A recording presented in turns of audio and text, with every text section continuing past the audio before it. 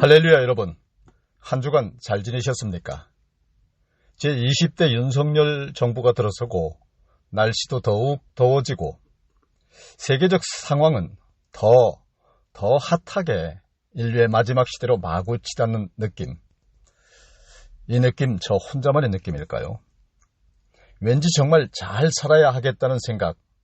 새 정부, 새 대통령이 들어서고 청와대를 용산으로 이전한다 어쩐다, 너도 나도 세상을 바꾸려는 선지자, 선각자 선생들이 도처에서 출연하고 갑자기 애국자가 많아진 것 같은 세상, 그야말로 변화무쌍 신세상이 온 것 같은데 왠지 싸하고 정말 잘 살아야 하겠다고 하는 생각, 무척 절실하게 가슴에 파고드는 요즘입니다.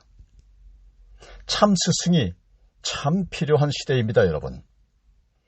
오늘 스승의 날 주일에 저와 여러분이 은혜 받을 말씀은 야고보서 3장 1절, 내 형제들아 너희는 선생된 우리가 더 큰 심판을 받을 줄 알고 선생이 많이 되지 말라 하신 본문에 기반하여 선생 되지 말라는 제목으로 말씀을 나누고자 합니다. 나서기 좋아하고 남 위에 군림하기 좋아하는 현 세대에 선생 되지 말라 하신 말씀의 의미는 무엇일까요? S.N. 바흐라고 하는 사람은 한 사람의 진실한 벗은 천명의 적이 우리를 불행하게 만드는 그 힘 이상으로 우리를 행복하게 만든다라고 했습니다. 고통스러운 인생에서 좋은 친구를 만나게 되고 아름다운 우정을 나눌 수 있는 것은 아주 귀중한 하나님의 특별한 선물입니다. 지금 여러분들 곁에 손으로 셀 수 있는 보화와 같은 친구가 얼마나 있습니까? 조건 없이 함께 있어줄 수 있는 친구, 마음을 나누고 서로 위로해주고 격려해줄 수 있는 친구가 얼마나 있습니까? 나의 주위에 나를 만나고 싶어하고 같이 있고 싶어하고 보고 싶어하고 그리워하는 사람들이 얼마나 있습니까? 흔히 물이 너무 깨끗하면 물고기가 살지 못한다고 하지만 여러분, 사람은 물고기가 아니죠. 깨끗하면 깨끗할수록 그 깨끗함으로 많은 사람이 깃듭니다. 수잔 폴리스 슈츠가 지은 친구란 글을 보면 친구는 내가 하는 모든 일, 내가 생각하는 모든 것에 영향을 주는 사람. 친구는 즐거울 때, 괴로울 때 찾아오는 사람. 친구는 항상 너를 격려해주면서 너와 경쟁하지 않는 사람. 친구는 너의 일이 뜻대로 되지 않을 때 위로해주는 사람. 친구는 그가 없이는 자기 자신이 완전할 수 없는 또 다른 너 자신이다 라고 적고 있습니다.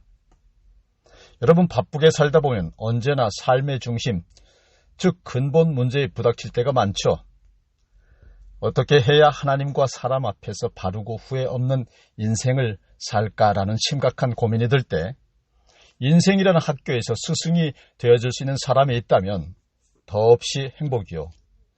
이에 더하여 좋은 동반자로서의 친구가 있다면 금상첨화일 것입니다. 한번 생각해 볼까요? 저는 저의 자녀들에게 혹은 제가 가르치는 아이들에게 좋은 스승이 되고 있는가? 참 교사니 참 부모니 하는 말에 해당이 되는가? 선생님이 학생을 야단쳤다고 다음날 학부형이 학교를 찾아와 선생님에게 온갖 욕을 다 퍼부어대고 심지어 폭력까지 행사할 정도로 지금 세상이 극도로 어두워지고 있습니다. 어찌 생각하면 학생 인권 조례보다도 더 무서운 것이 참 부모의 실종이라고 할 수 있습니다. 군사부일체라고 해서 나라를 다스리는 사람과 스승과 부모는 하나같이 그 권위를 인정하고 존중해야 할 대상이라고 하죠. 하지만 과연 오늘날 지도자들에 대한 공경이 얼마나 있으며 선생님의 존엄성을 우리가 얼마나 지켜주고 있는지, 참 부모의 역할을 다 하고 있는지 한번 깊이 돌아보아야 합니다. 솔직히 말하자면 지도자다운 지도자, 스승다운 스승, 부모다운 부모를 찾아보기 힘든 요즘이죠.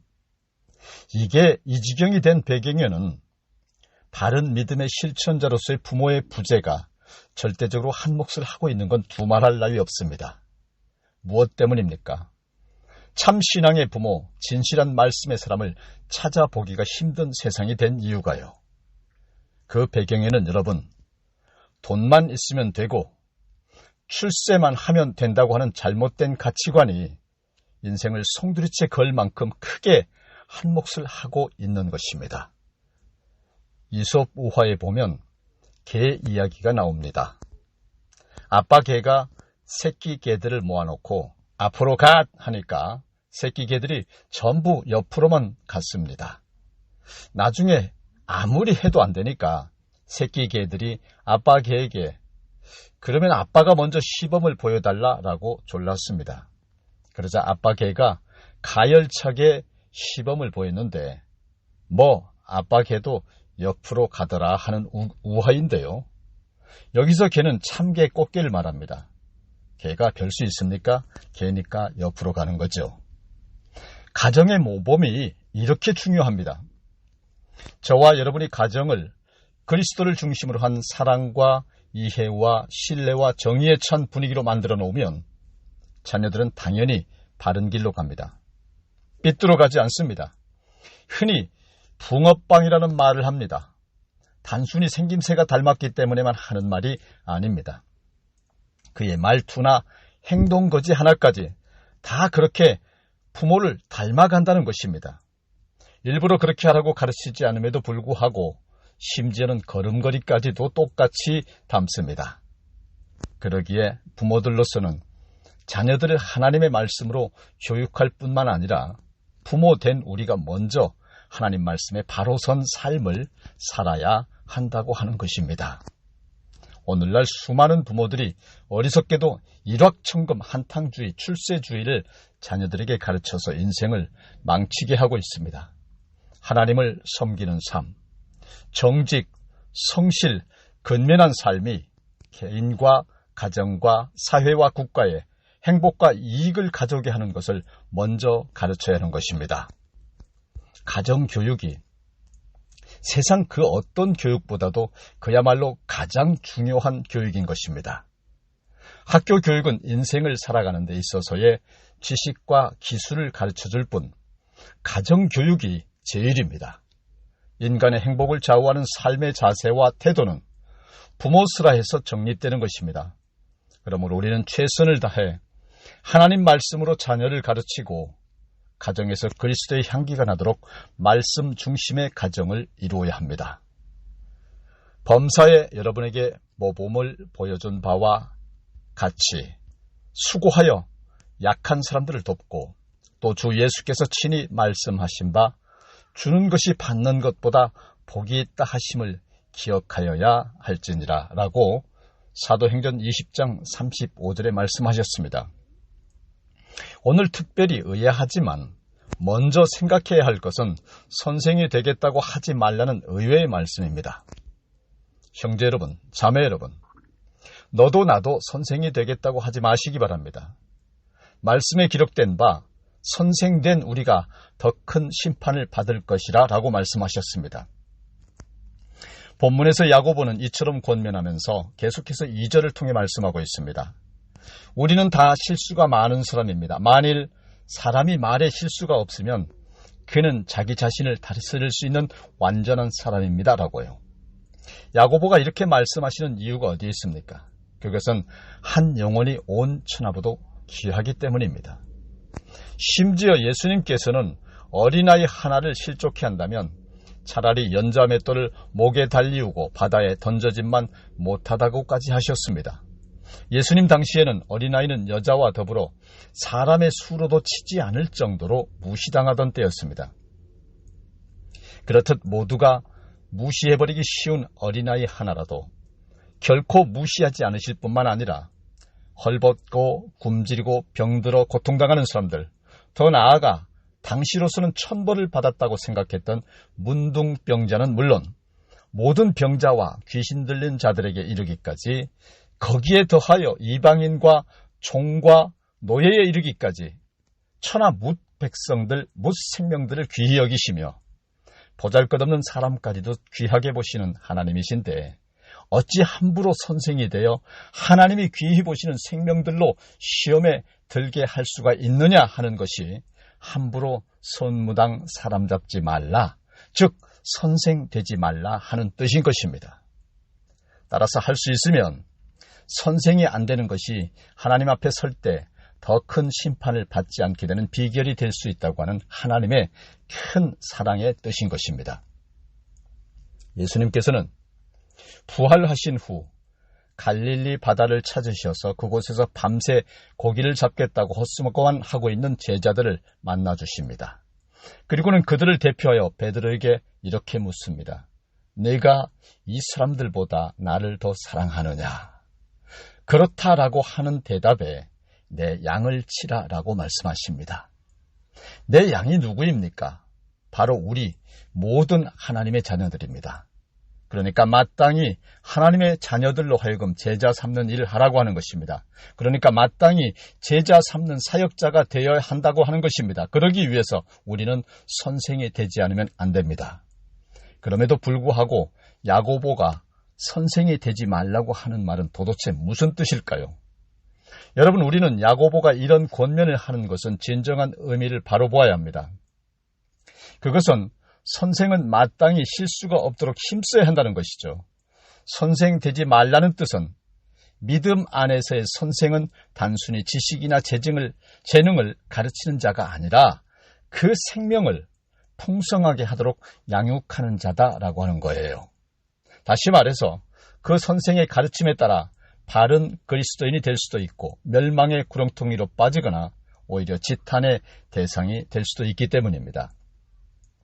마태복음 23장 13절로 14절에서 예수님은 이렇게 말씀하십니다. 화 있을진저 외식하는 서기관들과 바리새인들이여, 너희는 천국문을 사람들 앞에서 닫고 너희도 들어가지 않고 들어가려 하는 자도 들어가지 못하게 하는도다. 화 있을진저 외식하는 서기관들과 바리새인들이여, 너희는 교인 한두 사람을 얻기 위하여 바다와 육지를 두루 다니다가 생기면 너희보다 배나 더 지옥 자식이 되게 하는도다. 여러분, 이렇듯 예수님께서 탄식하셨던 외식하는 서기관과 바리새인의 모습이 되지 않도록 오늘 우리가 조심해야 한다고 하는 것입니다. 우리 모두는 하나님이 허락하시는 지혜와 은사로 우리에게 주어진 바 제자 삼는 일을 감당해야 하고 앞선 자로서 먼저 하나님의 뜻을 옳게 바르게 분별하는 자라야 한다고 하는 것입니다. 진실로 말로만 가르치는 것이 아니라 삶을 통하여 모든 본을 보여주어야 하고 거기에 더하여 내가 가르쳐 제자 삼고자 하는 자들의 믿음이 떨어지지 않도록 날마다 기도하며 축복하고 중보해야 합니다. 예수님께서도 누가복음 22장 31절로 32절에서 보면 시몬아 시몬아 보라, 사탄이 너희를 밀가부르듯 하려고 요구하였으나 그러나 내가 너를 위하여 내 믿음이 떨어지지 않기를 기도하였노니 너는 돌이킨 후에 내 형제를 굳게 하라 라고 말씀하셨습니다. 예수님께서 선생으로서 제자 베드로가 믿음이 떨어지지 않도록 하기 위하여 기도하셨다고 한다면 먼저 주님 앞에 세움을 받은 자로서 마땅히 뒤따르는 자들을 위해 우리도 기도하되 그들이 믿음에서 떨어지지 않도록 날마다 기도할 필요가 더욱 클 것이요. 이는 곧 생명을 사랑하는 마음으로부터 시작이 되기에 그만큼 제자 삼는 일이 어려울 수밖에 없다고 하는 것입니다. 그러면 과연 어떤 선생이 되어야 할까요? 어릴 때 부모님이나 어른들은 어린아이들이 해서는 안 될 무엇을 하려고 하면 으비야 하면서 겁을 주며 제지하곤 했습니다. 지금도 이런 경우가 더러 있긴 합니다. 또 좋은 것을 먹일 때에는 맘마라고 하고 좋지 않은 것을 먹으려 하면 지지야 하며 겁주고 말렸습니다. 오늘 우리의 자녀 교육이 너무 자유방임화되어 가는 것을 이어령 씨는 맘마와 지지를 잘못하기 때문이라고 말했습니다. 요즘 부모는 자녀들에게 항상 맘마, 즉 좋은 것 먹을 것만 과잉 공급하고 아이들이 잘못할 때 지지야 또는 으비야 하며 겁주고 제동을 걸지 않는 데에 문제가 있다고 합니다. 그래서 아이들이 아무거나 먹을 뿐 아니라 공공질서도 안 지키고 제 마음대로라는 거죠. 지지야와 의비야가 없다는 거예요. 자녀들을 맹목적으로 사랑만 하는 행태, 그리고 내 자신만 위하는 행태, 마치 온실에서 키워내는 화초처럼 그렇게 자식들을 키우다 보니 너도 나도 다 자라서까지 그저 부모만 바라보는 어른 아이들로 남아있다 보니 그래서 이 사회가 무질서해지고 나약해지는 것이라고 하는 것입니다. 히브리서 5장 12절 이하에서는 우리가 마땅히 선생이 되어야 한다고 말씀합니다. 시간이 흐르고 점차 믿음이 자라서 선생이 되는 것이 마땅하다고 합니다. 그런데 왜 그렇게 되지 못할까요? 여러분, 그것은 하나님의 말씀에 대한 기초적 원리를 온전히 배우지 못했기 때문입니다. 사실 교회에 나와 예배드리는 분들이 많이 계시지만 체계적인 말씀의 교육을 받는 분들이 많지 않은 것이 현실이죠. 때문에 말씀을 통한 제자 훈련 과정이 필요합니다. 우리는 이런 훈련 과정을 반드시 거쳐야 합니다. 말씀은 단지 내가 배우고 나 혼자 실천하는 것으로 그치는 것이 아니라 계속해서 배운 말씀을 가르칠 기회를 만들어야 하고 또 그렇게 가르쳐 나감으로 해서 내가 더 깊은 말씀의 세계로 들어갈 수가 있기 때문입니다. 따라서 이미 말씀의 훈련을 받은 분들은 다른 연약한 자들을 가르치기 위해 힘써야 합니다. 교사들 역시 계속해서 교사 훈련을 받아야 합니다. 주님이 모든 성도들을 향해 마지막 주셨던 말씀이 모든 족속으로 가서 제자 삼으라 하는 말씀이었습니다. 왜 제자 삼으라고 하신 겁니까? 그것은 한 영혼을 세워나가는 것도 귀하지만 그것 이상으로 귀한 것이 있는데요. 그것은 바로 가르치면서 배우게 되는 원리가 중요하기 때문입니다. 모든 것이 다 그렇지만 말씀 역시 가르치는 과정에서 내가 더 은혜 받게 되고 내가 더 깨닫게 되기 때문입니다. 그저 배우기만 하는 것보다 다소 부족하더라도 가르치기를 힘쓰다 보면 내가 먼저 은혜를 받습니다. 복을 받고 누리게 됩니다. 그로 말미암아 하나님이 주시는 놀라운 은혜를 체험할 수가 있게 되는 것이죠. 그러므로 사랑하는 성도 여러분, 힘써 말씀을 배우는 일에 집중하시고 또한 제자 삼는 일에 모두 함께 동참하시기를 축원합니다. 끝으로 여러분, 가르침을 받는 자들로 선생들 어떻게 대해야 하는가를 한번 생각해 보겠습니다.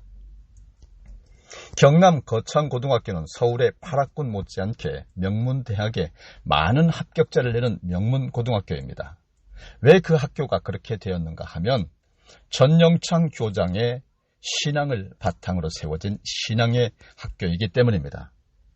그는 직접 오물을 다 퍼나르고 망치 들고 찾아다니면서 쇳소리 내고 수리를 하고 이런 몸소 실천하는 삶을 본으로 여겼습니다.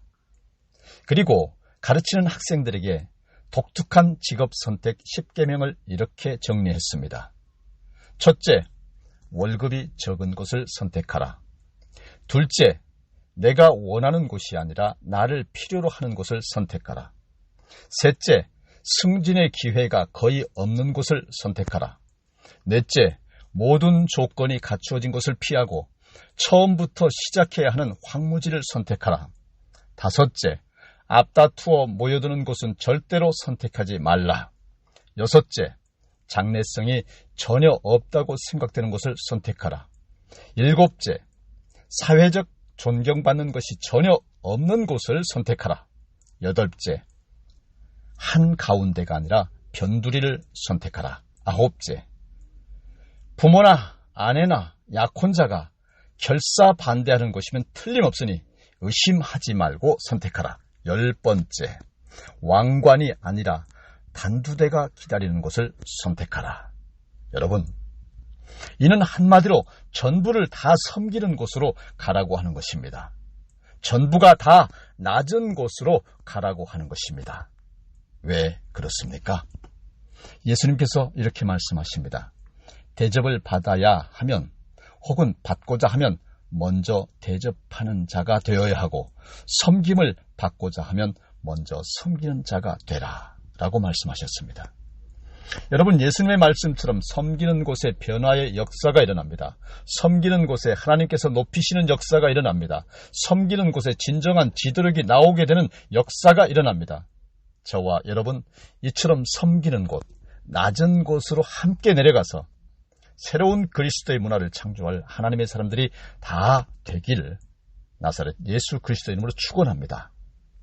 잠언서 5장 12절로 14절 보게 되면 말하기를 내가 어찌하여 훈계를 싫어하며 내 마음이 꾸지람을 가벼이 여기고 내 선생의 목소리를 청종하지 아니하며 나를 가르치는 이에게 귀를 기울이지 아니하였던고 많은 무리들이 모인 중에서 큰 악에 빠지게 되었노라 하게 될까 염려하노라 라고 말씀하십니다.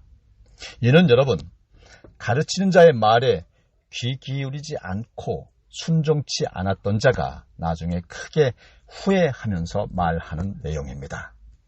우리가 이렇게 되지 않기 위해 가르치는 자의 말에 귀를 기울이고 말씀 안에 오직 순종 또 순종해야 합니다.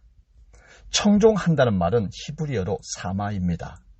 귀담아 듣는다, 경청한다, 즐거이 듣는다, 순종한다 라는 뜻입니다.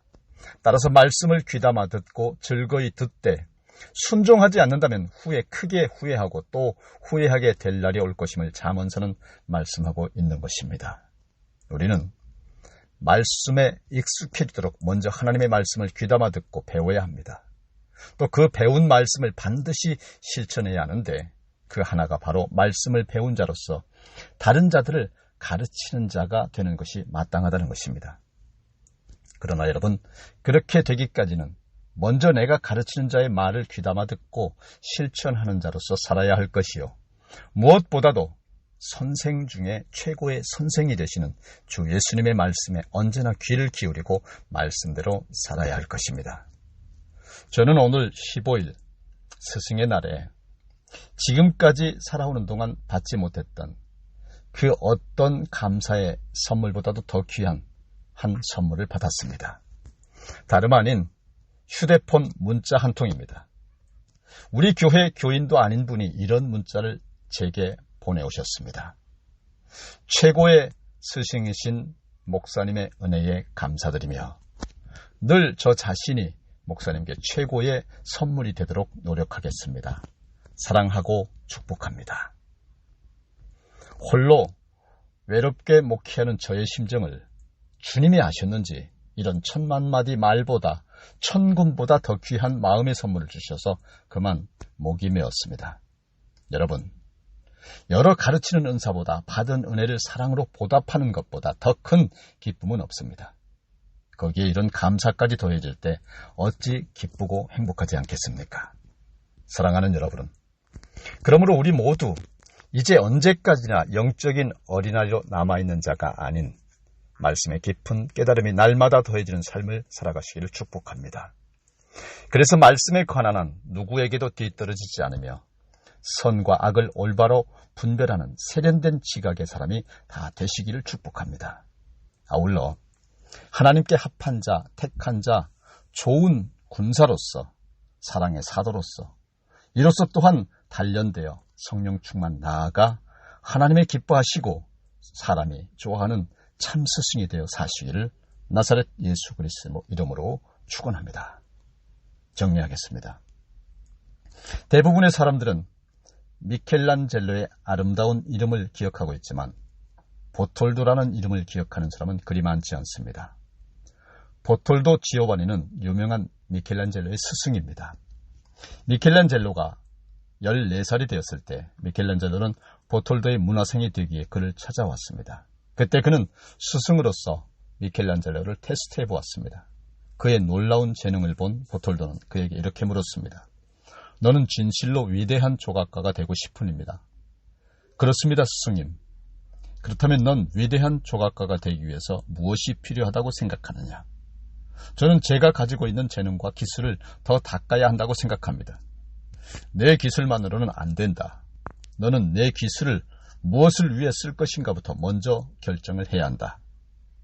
그리고 미켈란젤로가 문화생이 된 그날 이 스승은 어린 미켈란젤로를 데리고 나가서 두 군데를 구경시켜 주었는데 처음 구경시켜 준 곳은 술집이었습니다. 미켈란젤로가 스승님, 술집 입구에 아름다운 조각상이 있습니다 라고 하자 스승은 이 조각은 아름답지만 조각가는 술집을 위해 이 조각을 사용했다는 걸 먼저 봐야 한다라고 말하고 스승은 어린 미켈란젤로의 손을 잡고 이번엔 아주 거대한 성당으로 가서 성당 입구에 세워진 아름다운 조각상을 보여주며 말했습니다. 너는 이 아름다운 천사의 조각상이 마음에 드느냐? 아니면 저 술집 입구에 있는 조각상이 마음에 드느냐? 똑같은 조각이지만 하나는 하나님의 영광을 위하여 쓰여졌고 또 하나는 술 마시는 흥행과 쾌락을 위해서 쓰여졌다. 너는 내 기술과 재능을 무엇을 위하여 쓰기를 원하느냐?